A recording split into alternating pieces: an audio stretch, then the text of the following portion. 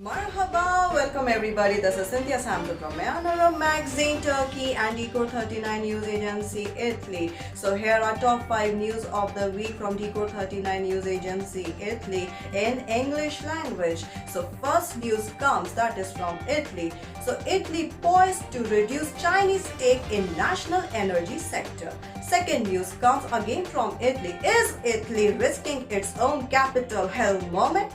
Third news comes that is from Afghanistan on Afghan G20 summit. A full picture is shown exactly what happened at G20 Afghan summit. Another news again comes from Afghanistan, that is G20 Afghan summit, a rough road to success, an interview with lesser GMF. And last news comes that is Gentiloni explains EU's China shift and transatlantic pivot. So here are all the details. Gentiloni explains the EU's China shift and transatlantic pivot. At the Brookings Institution, the European Commissioner said Brussels expects a different attitude from Beijing's authorities and described the double-track approach, that is cooperation on climate and standing up on human rights. And the EU's defense is an opportunity for NATO's mutual reinforcement. Today, the European Union expects a different attitude from Chinese authorities compared to 5 years ago, according to Paolo Gentiloni, European Commissioner for the Economy. This was during a debate organized by the Brookings Institution, where the former Italian Prime Minister is a distinguished fellow in the foreign policy program, although he has been on leave due to his current job. On three key figures from Brookings were taking part in the virtual event centered on the European recovery and transatlantic ties. David Wessel and Gian Maria Milesi Ferretti, respectively Director and Senior Fellow at the Hutchins Center on Fiscal and Monetary Policy, and Thomas Wright, Director of the Center on the United States and Europe. Things have changed in the last 4 to 5 years, said Mr.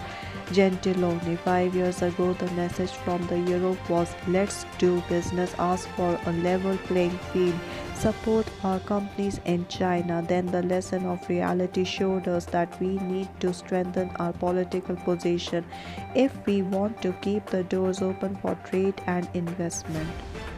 The commissioner refrained to comment on those times. I don't know if we were too open or too weak in the past, but he took stock of the EU's change of tack, which according to the time frame he provided occurred with Donald Trump at the White House and continued under Joe Biden. Surely we still pursue economic reaction and investment, but we pretend a different attitude from the Chinese authorities. We are perfectly aware of the challenging risks that dealing with China entails. He continued, stressing that Beijing's authoritarian model is a challenge that Europe must face. Hence, the EU's double-track efforts, Mr. Gentiloni admitted, are not easy, and yet what alternative do we have? We are obliged to stand up and defend our values, and at the same time we have to cooperate to tackle climate change, and we are also interested in trade. Can these things go on together?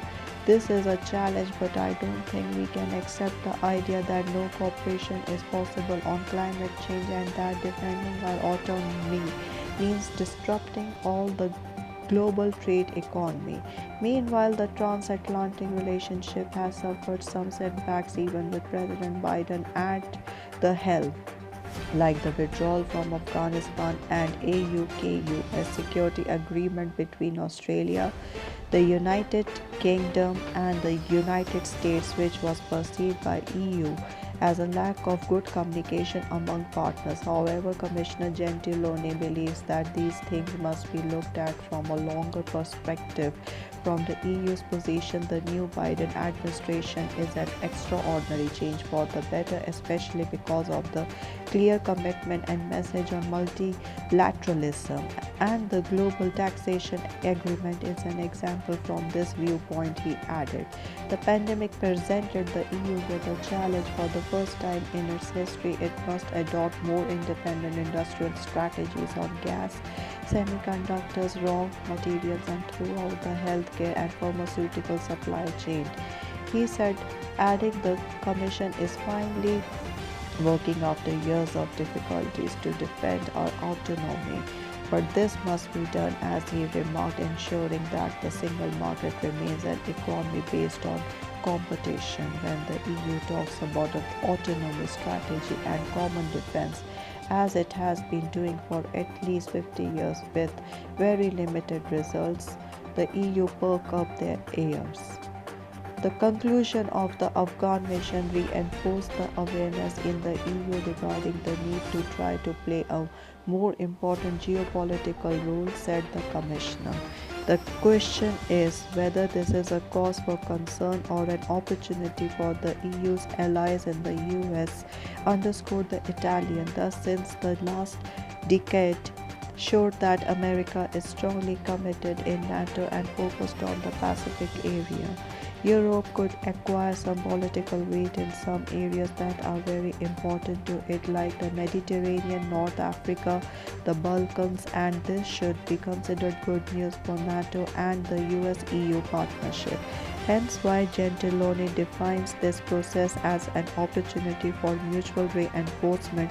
We are on the same page in addressing the Chinese challenge. We are strongly committed to the function of NATO, especially towards Russia. The question is whether we Europeans will be able to make this decision, warned Mr. Gentiloni. The full picture. What happened at the G20 summit on Afghanistan?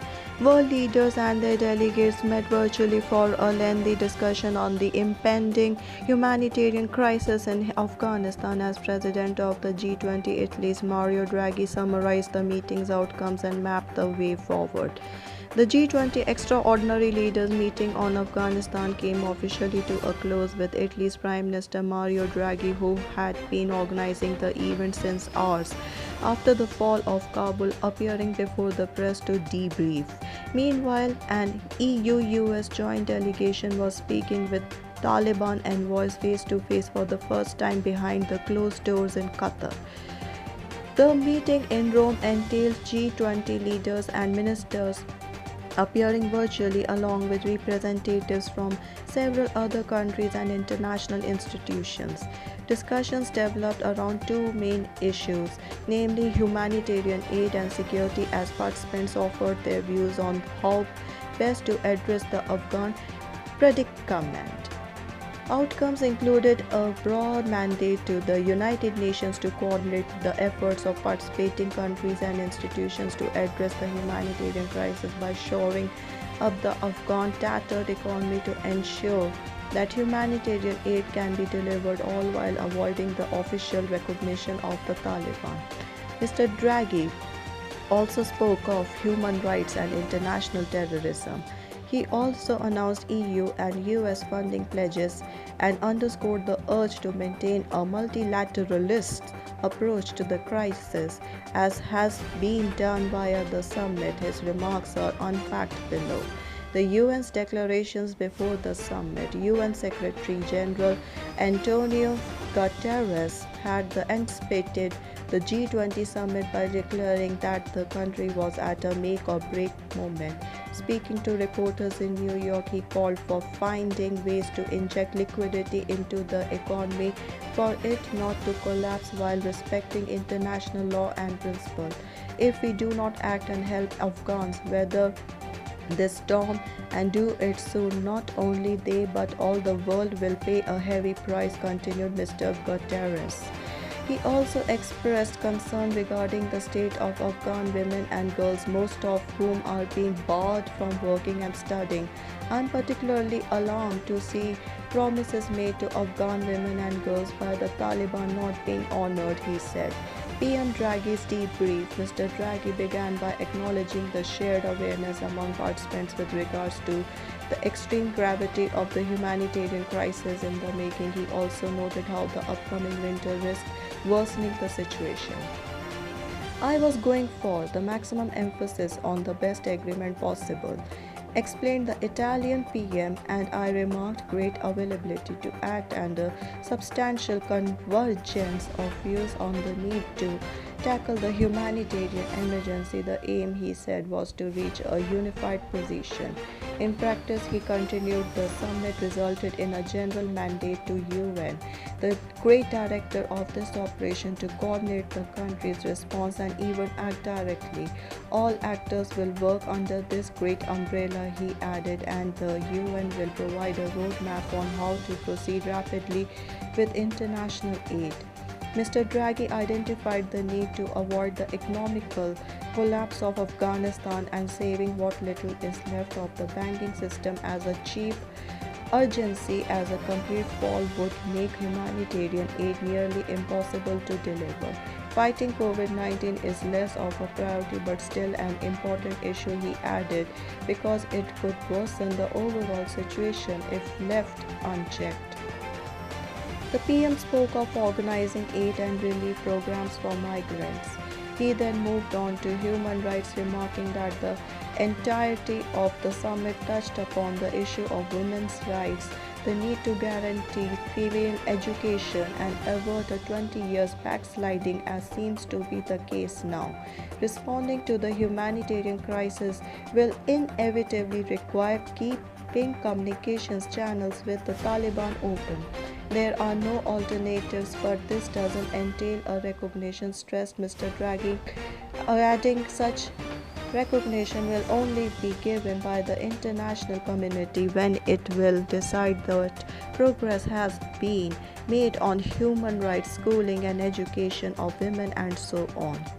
The next item on the agenda was international terrorism, namely preventing Afghanistan from becoming a safe haven for terrorists. Yet again, Mr. Draghi underscored the great commitment of several leaders and their will to coordinate.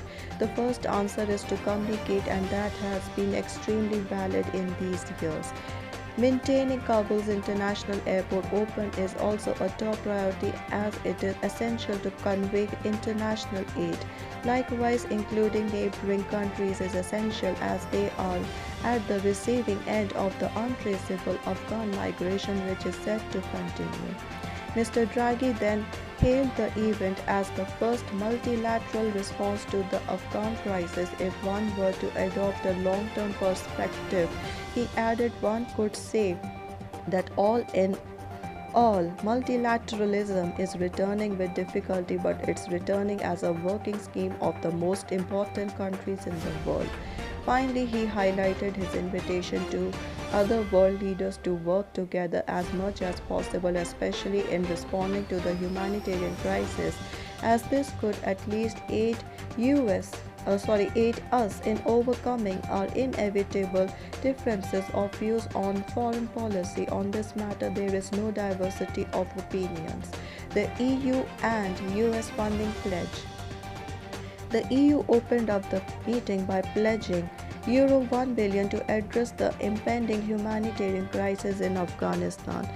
AFP reported Commission President Ursula von der Leyen announced that the money would be used to avert a major humanitarian and socio-economic collapse. Euro 550 million are earmarked for urgent humanitarian needs and will be channeled through international organizations working in the country, as Ms. von der Leyen stressed. The remaining sum is destined to neighboring countries that are taking in Afghans fleeing the Taliban. By contrast, EU development funds, which have helped to prop up the Afghan economy in the past, remain frozen, along with most of the international aid available to the Afghans before the Taliban took Kabul on August 15. Before that, the country was 75% dependent on foreign aid. At the meeting, US President Joe Biden promised to contribute with an additional $300 million. Who participated and who didn't? Mr. Guterres represented the UN, while the International Monetary Fund's Kristalina Georgieva and the World Bank's David Malpass conveyed their institutions' positions. The country leaders who joined in from Northern America were the US Joe Biden and Canada's Justin Trudeau, along with Mexico's Foreign Secretary Marcelo Ebrard. Southern America was represented by Argentina's Alberto Fernandez, Brazil's FM Carlos Francia, FM Nelly Pandor represented South Africa. On the European side were France Emmanuel Macron and Germany's Angela Merkel, along with Spain's Pedro Sanchez and the Netherlands' Mark Rutte. The EU was represented by the President of the Council of Europe, Charles Michel. The UK's Prime Minister Boris Johnson did not participate, but he sent in Foreign Minister Liz Truss. Over to Asia, which was widely represented by several leaders: Japan's Fumio Kishida, Singapore's Lee Hsien Loong, South Korea's Jae In-moon, India's Narendra Modi, Qatar's Tamim Al-Thani, and Turkey's Recep Tayyip Erdogan. Additionally, Saudi Arabia's Prince Faisal Al Saud and Indonesian ambassador to the US Mahendra Sargar participated. Chinese President Xi Jinping and his Russian counterpart Vladimir Putin did not show up. Beijing's Foreign Minister Wang Yi stood in for Mr. Xi, whereas his Russian colleague Sergei Lavrov could not attend as he was traveling, as reported by TASS. His deputy Igor Morgulov represented the Kremlin. Nonetheless, Mr. Draghi said his previous conversations with the two leaders have been fruitful, long and very cordial. Representatives from Russia and China are scheduled to convene in Moscow in a week's time to discuss the Afghan situation. That meeting will also feature Pakistan, Iran, and India. The Kremlin's envoy to Afghanistan, Zamir Kabulov, confirmed that a smaller meeting between Russia, China, Pakistan, and the US will meet before the talks in Moscow. Is Italy risking its own Capitol Hill moment? Tension mounting around the country's world-leading sanitary measures has already proven fertile ground for right-wing extremism to flourish, and European hard-right forces could be lending a hand. With the G20 final summit looming, police step up their efforts. Italy is sailing in uncharted and potentially turbulent waters. The country is about to adopt the world's strictest COVID-related mandate, adding heat to a boiling pot of public anger and resentment towards the institutions. And this is proving a fertile ground for right-wing extremism, along with Aversive Act. Starting Friday, October 15, all workers will be required to present the so-called Green Pass, which proves either one's vaccination recovery in the past 6 months or a negative COVID-19 test from the past 48 hours. Those who fail to comply risk suspension without pay but cannot be fired. As of Thursday, more than 80% over 12 Italians are fully vaccinated and 85% have received one shot. Nonetheless, the slimming minority that rejects the vaccine feels rather strongly about the limitations that come with these new rules. Sit-ins and protests are expected to occur across the country and in all cities as soon as the measures come into force and in the weeks after. Some fear that last Saturday's protest in Rome might have been a trailer of what's so to come. What began as yet another anti-Green Pass peaceful manifestation turned violent when some were repelled with tear gas and water cannons. Before they could reach Prime Minister Mario Draghi's office, they went on to storm the headquarters of Italy's biggest labor union, CGIL. Police were caught off guard by those protesters who breached the agreed-upon course. 38 members of the police were injured and 12 Protesters were arrested later in the night, including neo-Fascists and extreme right-wing leaders, namely Roberto Fiore, Giuliano Castellino, Luigi Arenica, as the aversive actors exploited the anti-Green Pass sentiment to incite violence. When she convened with the heads of police and secret services on Wednesday, Interior Minister Luciana Lamorgese had to acknowledge that the situation had been underestimated, long criticized by the opposition for her handling of public safety. She has yet come under intense fire and will testify before Parliament security watchdog COPASER. Still, there is more to it. On Thursday, members of COPASER audited Mario Parente, head of Italy's internal secret services, who believed protesters were originally aiming at the PM's office and ended up storming CGIL's headquarters only because they were not able to make it. There is more. Officials are fleshing out the suspect that Saturday's right-wing violence was the expression of a wider pan-European coordinated effort to piggyback on vaccine skepticism and all aversion to the Green Pass and the like to advance their own goals. 2 weeks prior, members of several hard-right parties convened in Belgrade for a conference. Mr. Fiore was there in his capacity as the president of the Alliance for Peace and Freedom, which reunites Europe's extreme right forces hailing from France, Germany, Greece, Italy, and Spain, as well as Serbia and Russia. One key outcome is stated on the Alliance's website: the need to give life throughout Europe to a movement of opposition against the diktats of the sanitary tyranny that in Italy and France try to destroy the dignity and health of peoples. On Tuesday, Mr. Draghi confirmed that the government and the judiciary were evaluating disbanding Forza Nuova FN, the new fascist extra-parliamentary party led by Mr. Fiore. FN's website has been confiscated by the movement and its leaders remain unapologetic even from jail, and the risk of foreign coordination and the exploitation of public anger remains. Opposing the Green Pass in the name of freedom is just a pretext to take to streets. Civil liberties are not involved, and the medium to long-term effects of the crisis are yet to come, warned Erich Antinori, professor of criminology and sociology of deviance at the Spenza University in Rome. Mr. Antinori also pointed out that Russian social network Contacte is an ideal terrain where to bounce this kind of anti-Green Pass dissent.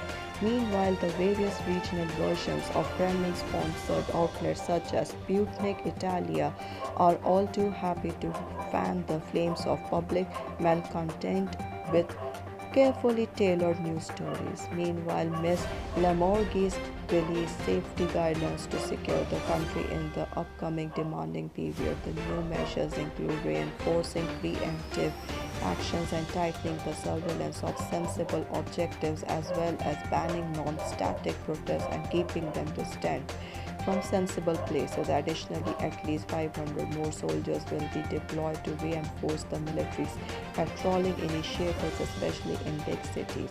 The government has its eyes set on when the G20 final summit will be underway in Rome on October 30 and 31st, and seems spent on preventing public disorder. Still, issues are likely to arise more organically from the very fabric of society. 2.5 million workers are not vaccinated, including 300,000 public workers and 60,000 law enforcement and security forces. Tensions are running especially high in some critical sectors where vaccinations skepticism is rife.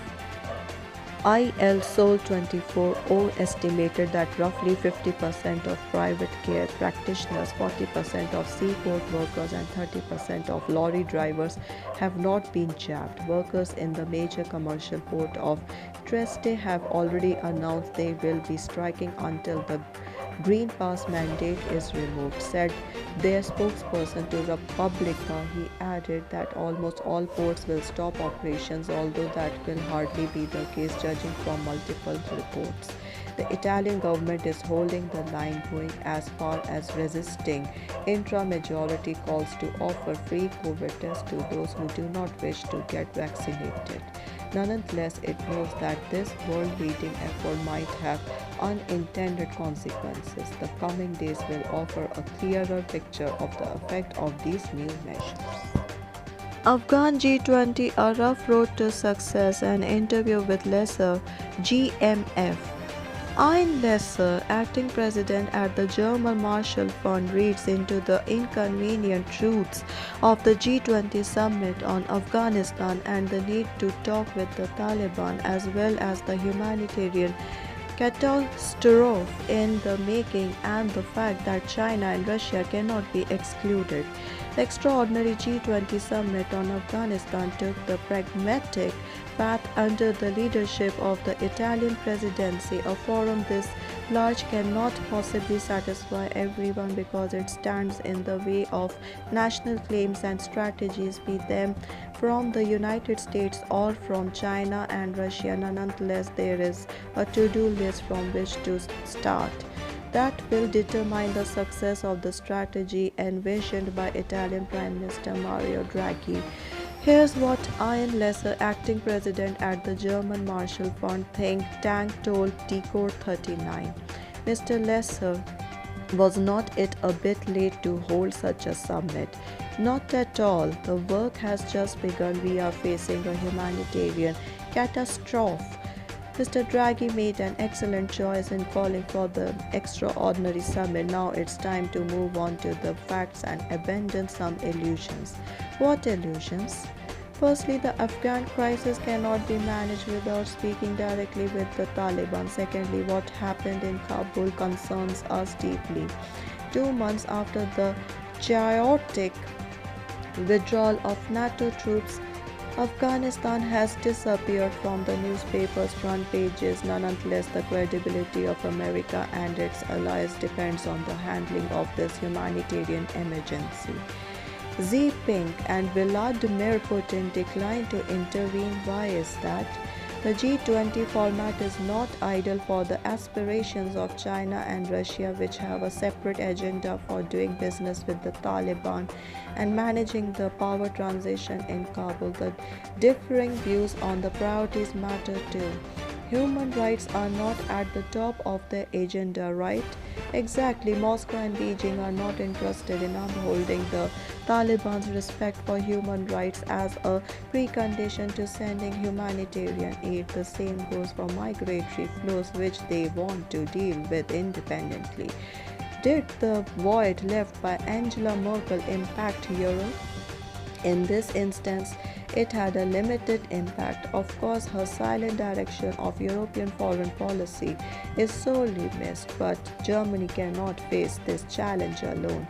On one hand, you have the humanitarian crisis, on the other, a wave of migration that affects neighboring countries first and then Europe only later. The first EU Home Affairs Ministers' Council on Afghanistan made a solemn promise: aid and funds will only be delivered to humanitarian organizations on the ground. Isn't this also an illusion? Of course, it's useless to beat around the bush. Goods and money may well be sent to international organizations, but that would be a futile exercise without a tough, explicit agreement with the Taliban. They control all border crossings. It's hard to imagine how a sustained assistance effort could be organized without talking to them. Biden did not miss the G20 summit, but the Americans seem skeptical about a forum that gives space to Russian and Chinese demands. One may not like it, but it is inevitable. Afghanistan is a crisis that cannot be overcome without regional stakeholders, so the G20 is the right place to face it. The international consensus must be found at least on the fundamentals. Here, lies the challenge of the Italian presidency. How can Draghi make the G20 a success?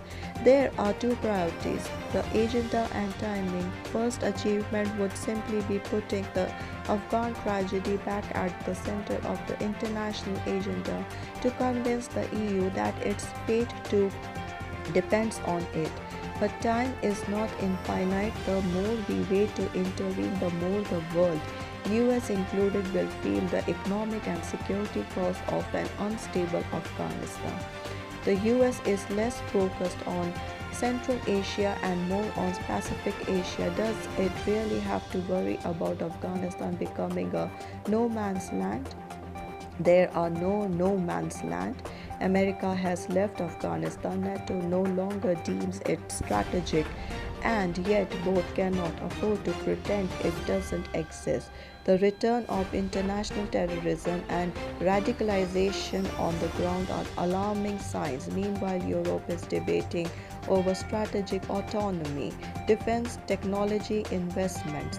Will that idea ever materialize? The announcement of AUKUS, the military alliance in the Pacific between the United States, the United Kingdom and Australia, editor's note, fueled a waning debate on European strategic autonomy, with the French leading the discussion, but that's still distant from facts. That is to say, first US President Joe Biden, then US Secretary of State Antony Blinken in Paris sent a clear signal. If European autonomy means more investment in defense and more responsibility in managing EU's neighborhood, that's in the American interest. After so much rhetoric, now Washington is waiting for the details of the European plans. Italy poised to reduce Chinese stake in national energy sector. Several investment banks are reportedly working to resize the presence of state grid of China in Italy's energy and utilities companies. The wider trend underscores PM Draghi's pivot to Atlanticism.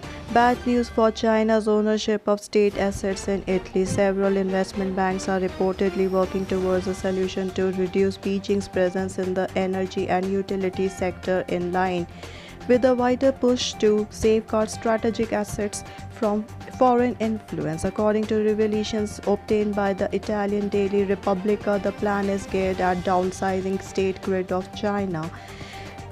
SGOC's stake in CDP Reti, a holding controlled by Italian state lender CDP that owns significant shares in leading Italian energy and utilities companies, namely Snam, Terna and Italgas.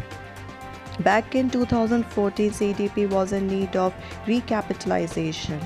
The Italian government chose to turn the state-owned SGOC into a strategic partner by selling them 35% of CDP Reti for Euro 2.1 billion, betting that the move would have brought the two countries closer. The hindsight, that was a bad bet, firstly because CDP Reti managed to double its value in 7 years from Euro 5 to Euro 9.8 billion and generated Euro 2.58 billion in dividends by walking on its own legs.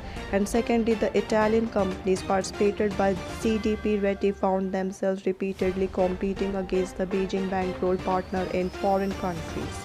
The most significant instance of that happened in 2016 when Terna attempted to buy 24% of the Greek grid IPTO but failed to match SGOC's Euro 320 billion offer, which was even bigger than the 293 billion Beijing splurge to own 51% of the highly strategic Piraeus seaport. Not the first nor the last time China paid significantly more to ensure strategic control overseas. Since though Italy has made great strides towards reducing its exposure to Beijing's influence, the watershed came with the implementation of the state's golden power, that is, a means for the government to intervene in the dealings of private companies of strategic interest for the country to safeguard national interest. Understandably, This crackdown is creating frictions with Beijing. Republica went on to reveal that as of late, Yunpeng He, China's pick to sit on the boards of CDP-ready Snap, Italgas, Terna and IPTO, has apparently walked out from several board meetings due to lingering conflicts. Today, Prime Minister Mario Draghi acts as the guarantor of the country's firm commitment to Europeanism and Atlanticism, especially when it comes to strategic issues, and his government has not been shying away from using the golden power to limit Chinese overreach, especially with regards to the Italian tech sector, telecoms and 5G. Dario Scannapiso, CDP CEO, was handpicked by Mr. Draghi and is in sync with the government's course. Also, under today's new European and Italian rules, SGOC wouldn't have had the possibility to acquire 35% of CDP-ready. Ultimately, the bank-driven plan to resize SGOC's stake in CDP-ready bears the marks of Rome's wider pivot towards securing its assets. There is a precedent. In 2020, another energy and utilities company, Ansaldo Energia, found itself in a similar predicament to CDP in 2014. The latter went ahead and recapitalized itself while also diluting the shares of Shanghai Electric from 40% to 12.4%. Nonetheless, the solution is far from being straightforward, as the 2014 acquisition terms do not contemplate a clear-cut manner to regulate the exit of the China. This was India Samson from Mayan Arab News Channel, Turkey and Decode39 News Agency, Italy. So, subscribe to my news channel for latest news updates in Hindi, English and Arabic language. Thank you. Shukran.